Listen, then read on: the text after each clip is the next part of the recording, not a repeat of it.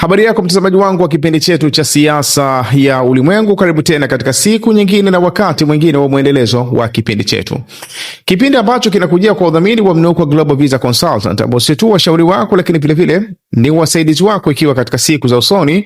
unakusudia kuelekea katika nchi za ughaibuni, nchi kama za Canada, Uingereza, nchi za Umoja wa Ulaya pamoja na Australia. Unaweza kuwasiliana nao kupitia namba zilizoko chini ya tangazo kwa msaada, ushauri pamoja na mwongozo. Tukielekea katika uchambuzi wetu wa leo, bila shaka ni siku moja imepita toka serikali ya Marekani pamoja na ya Iran waliposaini sehemu ya Memorandum of Understanding au ile hati ya makubaliano baina yao kuhusiana na kuelekea hasa kutekeleza zoezi la kustopisha sehemu ya mivutano iliyokuwa ikiendelea baina ya nchi ya Marekani pamoja na nchi ya Iran. Na matokeo ya kusainiwa kwa hatua ya kwanza ambayo actually ni hatua ya kielektronics ambayo ilikuwa inahusisha baadhi ya maafisa kutoka katika nchi ya Iran kama Mohammad Baqir Kalibafu, lakini vile vile na spika makamu wa rais wa nchi ya Marekani JD Vance. Matokeo ya hatua hii ni pamoja na kuondolewa kwa ile blockade ya nchi ya Marekani, na hivi sasa kile kinachoonekana wazi ni kwamba meli zimeanza kupita katika mlango bahari wa Hormuz kulingana na mpangilio wa nchi ya Iran, lakini vile vile zuio la moja kwa moja la meli za nchi ya Iran kupita katika upande wa ghuba ya Oman vile vile ni kama limeondoka, na hivyo meli za nchi ya Iran zimeanza kuripotiwa zimekuwa zikipita bila zuio la namna yoyote. Hatua hii ni miongoni mwa hatua muhimu, kwanza ya kuzingatia mahusiano yaliyokuwa yamezorota kwa takriban miaka 47 baina ya nchi ya Marekani na nchi ya Iran, hasa baada ya kufanyika kwa mapinduzi ya mwishoni mwa miaka ya 70 yakiongozwa na Ayatollah Khomeini pale katika nchi ya Iran, mapinduzi ambayo kwa upande mmoja au mwingine hayakuwa yamepata kuivutia nchi ya Marekani kulingana na sera zake, na hivyo kuanzia hapo inaonekana migogoro mingi ilianzia katika eneo hilo. Kwa hivyo kile kinachoonekana ni kama hatua mpya ya kutengeneza mahusiano ambayo inawezekana sio mahusiano ya karibu sana, lakini ni hatua ambayo inachukuliwa katika umuhimu wa namna yake, na hii vile vile imezungumzwa na JD Vance katika sehemu ya mahojiano yake alipokuwa akihojiwa takriban kwenye siku ya jana. Anasema kwa mara ya kwanza inaonekana kwamba viongozi wa juu wa nchi ya Iran wanaweza kuwasiliana na viongozi wa juu wa nchi ya Marekani, jambo ambalo halikuwa linawezekana kwa takriban miaka 47. Kwa hiyo ni moja miongoni mwa vitu muhimu ambavyo vinaanza kuzingatiwa kama ni sehemu ya zao la makubaliano ambayo yamefanyika ya awali baina ya nchi ya Marekani na nchi ya Iran, yakitegemewa kwamba mnamo tarehe 19 ya mwezi Juni ambayo itakuwa ni siku ya Ijumaa takriban, yanatarajiwa kufanyika saini ile ya moja kwa moja ya uwepo wa viongozi kutoka katika nchi ya Iran na katika nchi ya Marekani katika mji wa Geneva kwenye nchi ya Uswizi. Sasa hatua hii ambayo imezungumzwa na JD Vance ni hatua ambayo ni moja miongoni mwa hatua ambazo zilikuwa zikiepukwa kwa muda mrefu na nchi ya Israel, kwa sababu challenge kubwa ya nchi ya Israel katika upande wa nchi ya Iran au katika upande wa makubaliano haya baina ya nchi ya Iran na nchi ya Marekani hasa ilikuwa ni kuepuka kutengenezwa kwa msingi ambao kwa upande mmoja au mwingine unaweza ukatoa fursa ya kuwepo kwa mijadala endelevu baina ya nchi ya Marekani na nchi ya Iran, kwa sababu katika mazingira namna hiyo maana yake yanaweza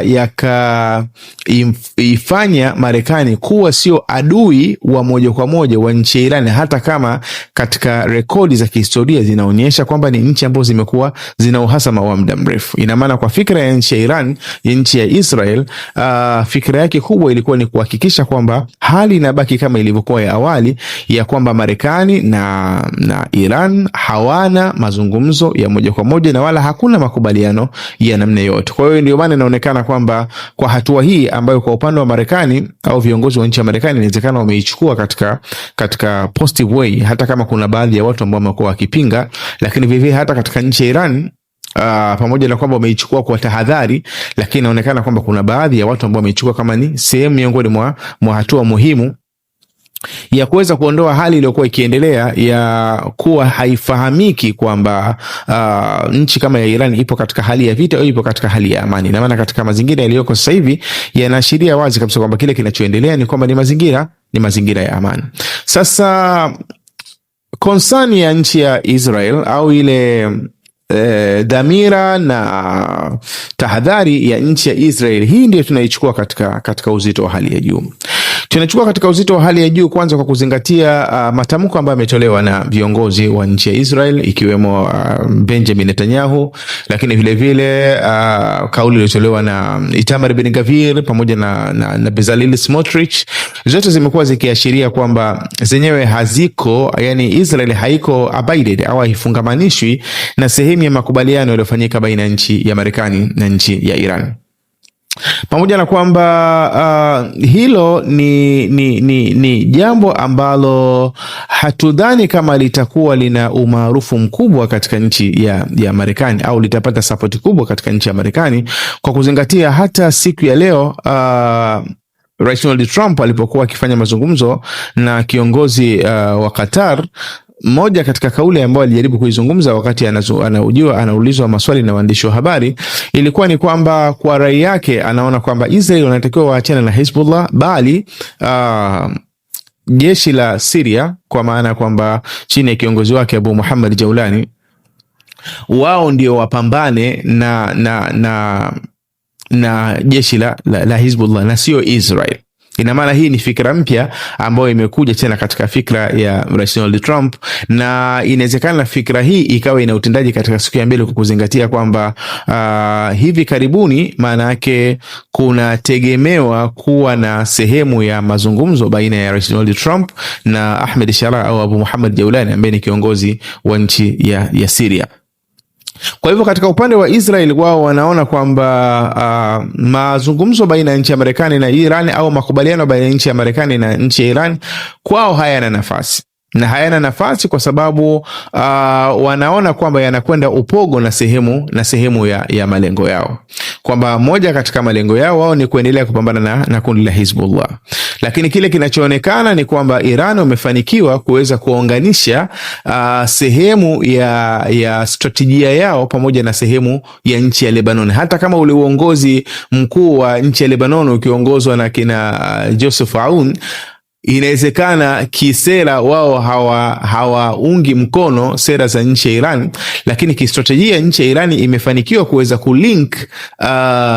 siasa ya kistratejia ya eneo la Lebanon pamoja na nchi ya Iran. Na ndio maana kile kinachoonekana kwamba katika siku za nyuma nchi ya Israel ilipofanya mashambulizi katika mji wa Beirut, Iran walishambulia nchi ya Israel. Lakini hata hivi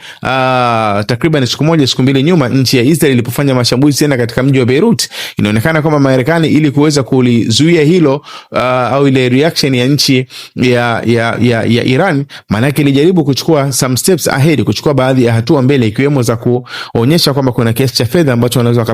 wakapewa nchi ya Iran. Hii ni kuonyesha kwamba nchi ya Iran wamefanikiwa kuweza kulink sera yao au strategia yao ya eneo la Mashariki ya Kati pamoja na strategia ya eneo la nchi ya Lebanon. Sasa tunasema tunajaribu kuchukua hii fikra ya nchi ya Israel katika upana mkubwa zaidi, kwa sababu kile kinachoonekana ni kwamba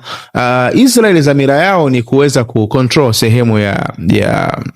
ya kusini mwa Lebanon kama vile wanavyocontrol sehemu ya Gaza, na hii inakaririwa na sehemu ya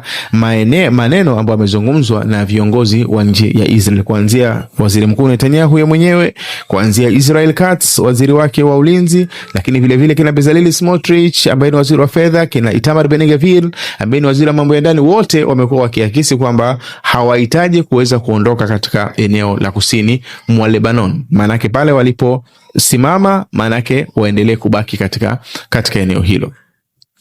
Sasa move hii ni move ambayo tunajaribu kuitazama kwa kina sana. Kwanza kwa kuzingatia statement ya kwanza kabisa katika sehemu ya makubaliano baina ya nchi ya Marekani na nchi ya Iran imekuwa ikiakisi kwamba mivutano inatakiwa ishe katika eneo la Mashariki ya Kati ikiwemo Lebanon. Manake Lebanon imetajwa yenyewe specifically kabisa ili kuweza kuhakikisha kwamba na yenyewe inakuwa connected na sehemu ya makubaliano baina ya nchi ya Marekani na nchi ya Iran. Na katika upande wa nchi ya Iran, hili wanapolizungumza wao wanasema kwamba mazungumzo yote ambayo tunajaribu kuyafanya baina yetu na baina ya nchi ya Irani na nchi ya Marekani, maana yake yanakusanya pande mbili katika kila upande.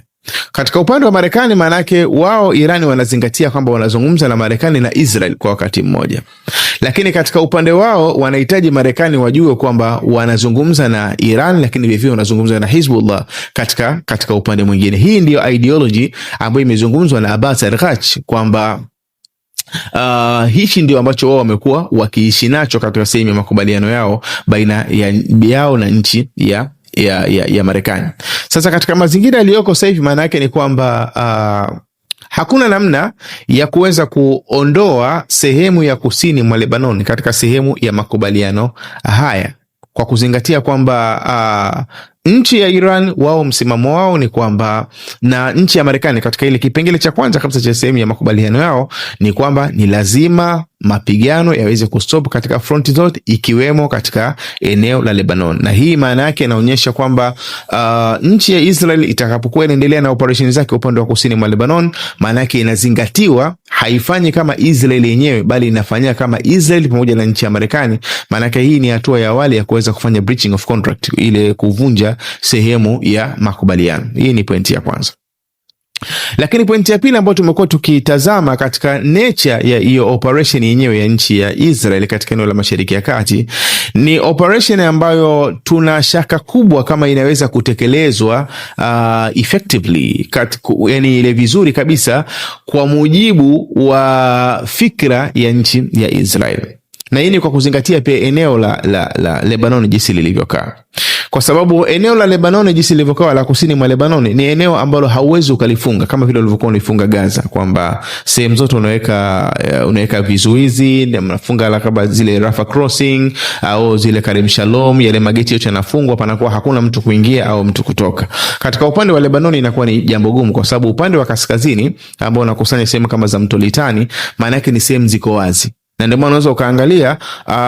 Israel katika sehemu ya operation yao wamejaribu kugawanya ile sehemu ya operation yao katika zoni mbili. Kuna zoni ya kwanza ambayo inaruhusu ile ground offensive wanajeshi kuweza kuingia, ambayo ni kama kilomita 5 mpaka kilomita 10, haizidi hapo.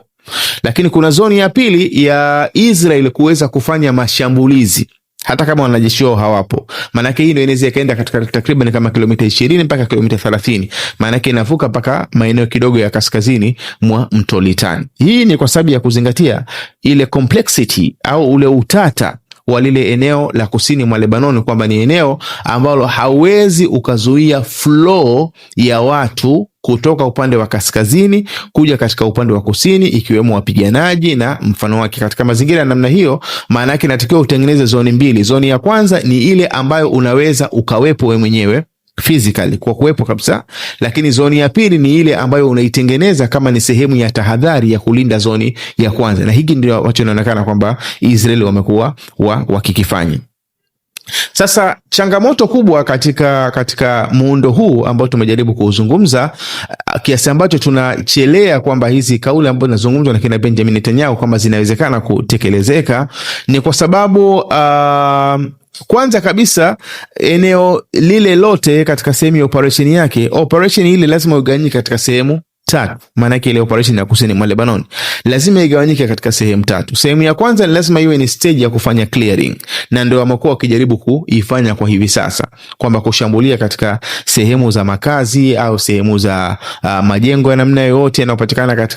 katika eneo la kusini mwa Lebanon au kusini mwa Mto Litani, kujaribu kuhakikisha katika vile vijiji panakuwa tena hakuna watu wote waweze kukimbia na mfano wake. Hii ni stage ya kwanza ambao wanajaribu kuifanya au wamekuwa wakijaribu kuifanya katika kipindi chote cha mgogoro toka ulipoibuka tena katika upande wa kusini mwa Lebanon, kujaribu kufanya clearing.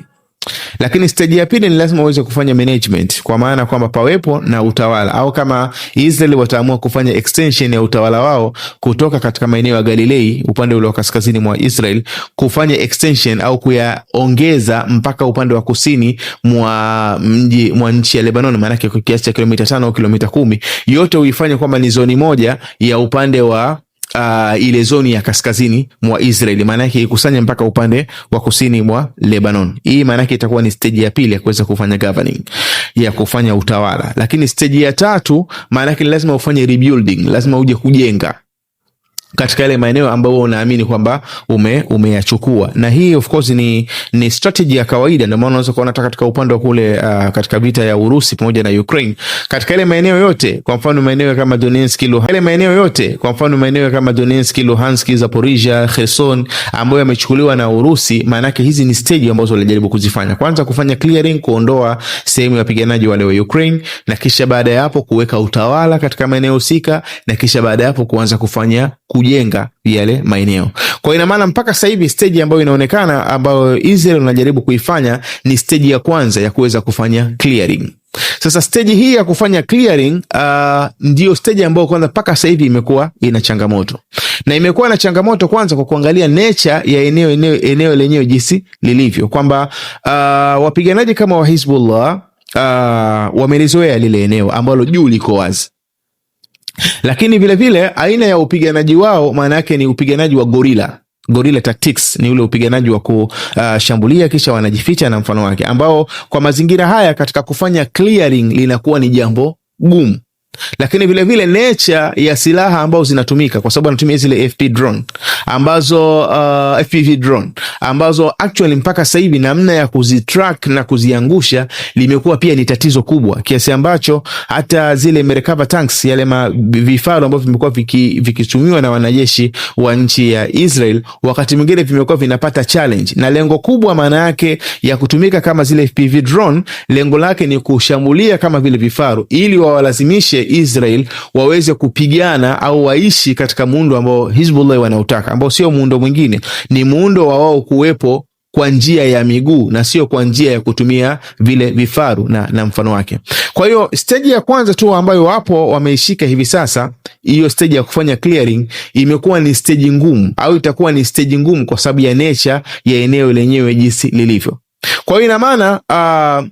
viongozi wa Israel kina Benjamin Netanyahu kudai kwamba wao wataendelea kubaki katika upande wa kusini mwa Lebanon, maana yake ifahamike wazi kwamba wana stage takriban 3 za kufanya ili waweze kubaki katika eneo la kusini mwa Lebanon. Lazima wahakikishe kwamba wanakamilisha hii clearing stage ambayo itakuwa ni ngumu kuweza kuikamilisha kwa nature ya upiganaji wa kundi la Hezbollah, kwa sababu vita wanaopigana tunasema ni asymmetric war. Ni vita ambayo wote wanatumia hawafanani katika upande wa strategy. Hawa wanatumia tactics za tofauti, Hezbollah wanatumia tactics za tofauti, na Israel wanatumia tactics za tofauti. Katika mazingira ya namna hiyo, maana yake ni kwamba kufanya clearing inawezekana ikawa ni jambo gumu. Na inapokuwa kuna ugumu katika kufanya clearing, automatically pia katika kufanya management inawezekana jambo hili likawa gumu. Na katika hatua ya tatu ya kufanya rebuilding vile vile inawezekana ikawa gumu, ni hatua ngumu. Sasa kwa kuonyesha aina hii ya ugumu ambayo inaonekana kwamba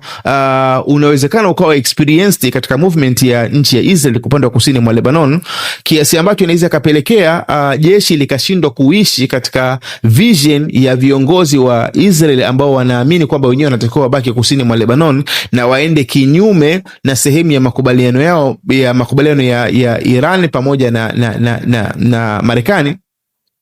Kinachotokea ni kwamba ndio maana wameamua labda kuweka ile yellow zone, kwa sababu ile kuweka yellow zone maana yake ni kama kutengeneza mpaka bila ukuta, kwamba eneo hili hapa ndio eneo ambalo mtu hatakiwi kuwepo. Ina maana raia wa kawaida hatakiwi kuwepo, ni eneo kama limewekwa kwa ajili kama security zone. Tuseme kama ni buffer zone inakuwa imetengenezwa kwa lugha nyingine tunasema, ambayo mwisho wa siku ni kwamba maana yake Israel wanataka watengeneze muundo wa namna hiyo ufanane na muundo ulioko katika upande wa Gaza, na ufanane na muundo ambao wamejaribu kutengeneza katika baadhi ya vijiji ambavyo vinapatikana katika upande wa Syria, katika baadhi ya maeneo ambayo wamejaribu kuyaongeza upande wa Golan. Ina maana watengeneze muundo wa namna hiyo, pamoja na kuzingatia kwamba huo ni muundo ambao Israel mara nyingi wamekuwa kijaribu kuishi nao kupitia zile nchi ambazo walishawahi kupigana nazo. Ndio maana unaweza kuona ukienda katika Misri kuna ile corridor, Philadelphia corridor. Wamejaribu kutengeneza kama hiyo, pamoja ni corridor ndogo lakini ni corridor walijaribu kuitengeneza. Kwa sababu Israel walishia kupigana na Misri. Vile vile ukiangalia katika upande wa Syria, hata ile Golan Heights maana yake ilikuwa inazingatiwa kama ni sehemu ya buffer zone. kwa sababu tu walishawahi kupigana na Syria, na sasa hivi kwa sababu wameshawahi kupigana na Lebanon, kundi kama la Hezbollah, maana yake wanataka watengeneze zone kama hiyo ambayo wenyewe wanaita yellow zone, kwa lengo la kwamba wanatengeneza kama buffer zone, alafu mwisho wa siku waje kuclaim kwamba lile eneo liko under control yao, kama sasa hivi ambavyo wamefanya katika sehemu kama ya Golan Heights, lakini vile vile katika sehemu kama ya mlima Hermon ambayo walikwenda pia kukaa baada ya kuanguka kwa utawala wa Bashar al-Assad. Sasa kikubwa zaidi ambacho tunakiona kwamba zoezi hilo ambalo limekuwa likizungumzwa sasa hivi na kina Waziri Mkuu Netanyahu la kukusudia kwenda upogo na sehemu ya makubaliano haya linawezekana likawa gumu. Kwanza kwa nature ya eneo husika, lakini vile vile kwa nature ya wapiganaji ambao wanakabiliana nao hivi sasa, lakini kubwa kuliko zote ni gharama ya kuweza kulikontrol eneo. Na hii tumekuwa tukisisitiza kwamba asili ya ukoloni kuanguka katika maeneo mengi, asili yake ni gharama za kuweza kucontrol yale maeneo, na sio gharama tu ya fedha, gharama ya manpower, watu, vifaa na mfano wake. Na ukiangalia maeneo kama ya kusini mwa Lebanon, tatizo lake kubwa ambayo inawezekana likaigharimu Israel kwa muda mrefu, na mwisho wa siku inaweza ikalazimika kuweza kuondoka na kulazimika kuendana na makubaliano ya Marekani na Iran, ni kwa sababu ya gharama ya kuweza kumanage lile eneo, kwa kuzingatia kwamba ni eneo ambalo linahitaji uwepo wa baadhi ya watu, hata kama itakuwa ni kiasi cha kilomita 5, kilomita 10, eneo ambalo wenyewe wanaweza wakahisi kwamba wanajeshi wao wanatakiwa wawepo physical, lakini mwisho wa siku namna kucontrol eneo hilo inawezekana ikawa ni kitu kigumu, kwa kuzingatia kwamba kuna matumizi kama ya drone ambao mpaka sasa hivi tumekuwa tukisisitiza dunia haina solution ya drone.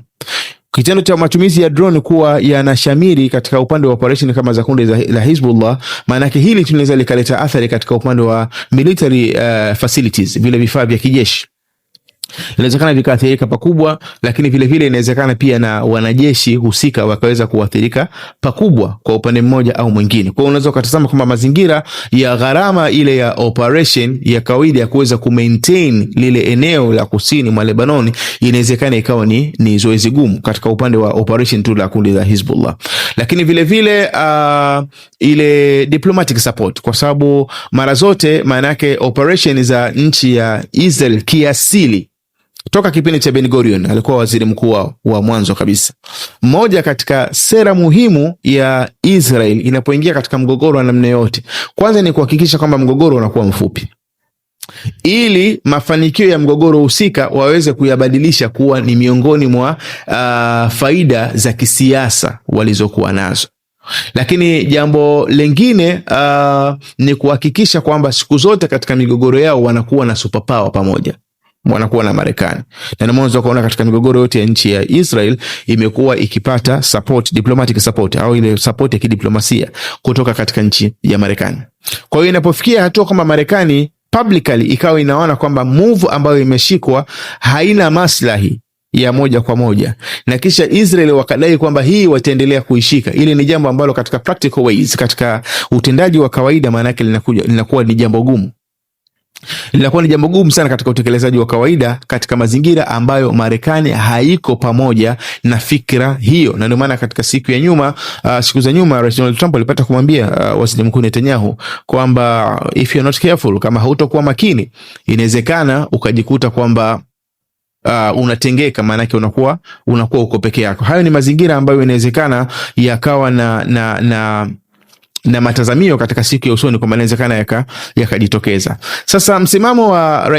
Waziri Mkuu Netanyahu ambao amejaribu kuushika mpaka hivi sasa, pamoja na jamaa kama kina Itamar Ben Gvir na mfano wake, hasa unaonekana focusing yake kubwa ni katika upande wa kufocus katika mambo ya uchaguzi katika nchi ya Israel, kwamba kwa kuzingatia kwamba katika siku za usoni wana uchaguzi, na ile standing point au sehemu ya wao kusimamia inawezekana kwamba kusimamia kwenye mafanikio walioyapata labda ya kutoa maeneo ya kusini mwa Israel katika upande wa Gaza, na kutoa maeneo katika upande wa kaskazini kwa maana ya Lebanon, na katika maeneo kama ya Syria. Hii inawezekana ikatumika kama ni moja katika mafanikio ya kisiasa ambayo Israel wameyapata, lakini strategical ni makubaliano ya Irani na Marekani yameonyesha failure kubwa katika upande wa strategy ya nchi ya Israel katika eneo la Mashariki ya Kati, kwa kuzingatia kwamba katika mazungumzo husika ni kama ilikuwa imepwekeka, maana yake iko peke yake, haiko na Marekani. Lakini vile vile hata kufikia katika kilele cha makubaliano ya Marekani na Iran, maana yake viongozi wake wamekuwa wako wazi kabisa kwamba wenyewe hawakubaliani na makubaliano hayo, kwa kuzingatia kwamba ni makubaliano ambayo hayana faida kwa nchi ya Israel, na kwa hakika hayana faida kwa nchi ya Israel. Kwanza kwa kuzingatia Israeli walikuwa wanataka Iran waache kutoa support kwa wale proxies wao, vile vikundi kama vya Hizbullah, kata Hizbullah, Houthi, iwe ni sehemu katika yale makubaliano na Marekani, lakini hilo halijafanikiwa. Maana yake ni kwamba Iran haizuii wao kuendelea kutoa support katika hivyo vikundi vinapatikana katika eneo la Mashariki ya Kati. Hii ni failure ya kwanza ya vision ya Israel katika eneo la Mashariki ya Kati dhidi ya nchi ya Iran. Lakini vile vile ukiangalia katika upande wa vikwazo inaonekana kwamba vitalazimika viweze kuondoshwa au kupunguzwa kwa kiwango kikubwa ili kuweza kufikia katika makubaliano ambayo makubaliano na nchi ya Marekani, jambo ambalo katika nchi ya Israel haikuwa ni miongoni mwa strategia zao katika eneo la Mashariki ya Kati. Lakini vile vile mpaka hivi sasa inaonekana kwamba mafuta yameanza kutoka katika nchi ya Iran, jambo ambalo vile vile yani kama ni sehemu ya kuondoshwa sehemu ya vikwazo vilivyokuwa vimewekwa na nchi ya Marekani, kwanza kwa kuwepo jeshi lake katika Ghuba ya Oman, lakini vile vile vikwazo vya kisera, kwa sababu ina maana Iran ilikuwa inaathirika pakubwa katika upande wa viwanda ambavyo vinafanya uzalishaji kwa kutumia mafuta, zile petrochemical industries na mfano wake. Vyote vinaonekana kwamba hivi sasa inawezekana vikawa vina nafuu kubwa katika upande wa nchi ya Iran, jambo ambalo maana yake ni kwamba hizi progress zote au maendeleo yote yanakwenda kinyume na vision ya nchi ya Israel. Lakini kubwa kuliko zote ambalo linaonekana kwamba ni tatizo, nchi au Waziri Mkuu Netanyahu, hii move yote ilikuwa inaendelea katika miaka takriban 10 mpaka 15 nyuma, kuanzia kuangushwa kwa serikali ya Saddam Hussein, kuangushwa kwa serikali ya Muammar Gaddafi, hali ya Somalia, hali ya Sudan na maeneo yote ambayo yanajulikana ni ya jamii ambayo inaweza kaunganishika na eneo la Mashariki ya Kati. Ni vision ya Waziri Mkuu Netanyahu. Ilikuwa ni vision ya Waziri Mkuu Netanyahu ya kuhakikisha kwamba hizo nani zote zinakwenda kuanguka. Sasa inapofikia hatua kwamba ile final stage ya kuweza kukamilisha ile vision ya Waziri Mkuu Netanyahu ilikuwa inaishia katika nchi ya Iran, ina maana kushindwa kwa kutekelezwa kwa vision hiyo ya Waziri Mkuu Netanyahu, maana yake ile vision ya maisha alokuwa akiishi nayo na kuhakikisha kwamba inakwenda kufikiwa siku moja, maana yake ni kwamba itakuwa imeprove failure kubwa. Na imeprove failure kubwa katika mazingira ambayo hayawezi kukata tena ile support ya nchi ya Iran katika vikundi ambavyo vina nguvu katika eneo la Mashariki ya Kati, au vinaweza kusababisha athari katika baadhi ya interests kama za Marekani na interests kama za Israeli katika eneo la Mashariki ya Kati. Maana yake hili ni kubwa zaidi kwa Waziri Mkuu Netanyahu katika upande wa vision yake, ambao imekuwa ni miongoni mwa vision ambazo zimekuwa zikifanywa kazi na protocol za nchi ya Israeli katika miaka ya karibuni. Kwa hiyo kiuhalisia ni kwamba kadri tunavyozidi kutazama, kwanza tunaona Israeli inawezekana wasifanikiwe katika hicho ambacho wameamua kukisimamia, kinyume na sehemu ya makubaliano na yaliyofanyika baina ya nchi ya Marekani na nchi ya Iran. Hilo ni jambo la kwanza. Lakini jambo lingine, tunaona hali ya naweza kusema ni anguko la mtazamo wa Waziri Mkuu Netanyahu katika eneo la Mashariki ya Kati. Lakini vile vile imekuwa hali iliyoko hivi sasa inazidi kuwasilisha picha kubwa ambayo ilikuwa ikizungumzwa na wapinzani wa Waziri Mkuu Netanyahu, kina Yair Lapid na mfano wake, kwamba mission zote alizozifanya Waziri Mkuu Netanyahu bado hazijaipa faida ya kistratejia nchi ya Israel katika eneo la Mashariki ya Kati. Kwa kiujumla ni miongoni mwa vitu ambavyo tumekuwa tukiendelea kuvitazama, na hasa katika upande wa nchi ya Israel, tukijaribu kuhusianisha na sehemu ya makubaliano yaliyofanyika baina nchi ya Marekani pamoja na nchi ya Iran, ambao kilele chake tunategemea kwamba itafanyika katika siku ya tarehe 19 ya mwezi Juni. Lakini kwa ujumla pamoja na msimamo ambao umeendelea kushikwa na nchi ya Israel, bado tuna muda wa kuendelea kutazama namna gani wanaweza wakaendelea kusimamia msimamo huo, na namna gani wanaweza wakajaribu kuishi nao pasi na kupata support kutoka katika nchi ya Marekani. Lakini kwa ujumla bado tuna muda wa zaidi wa kuendelea kulitazama jambo husika, na tukitaraji kwamba huenda katika muda ujao tukapata taswira iliyokuwa bora zaidi ya hii ambayo tumekuletea. Jina langu ni Maulid Ali Mnukwa, ni kuombe endelea kufuatilia vipindi vyetu, na ni kuombe usahau kusubscribe, kulike, kushare pamoja na kucomment. Uwe na muda mwema.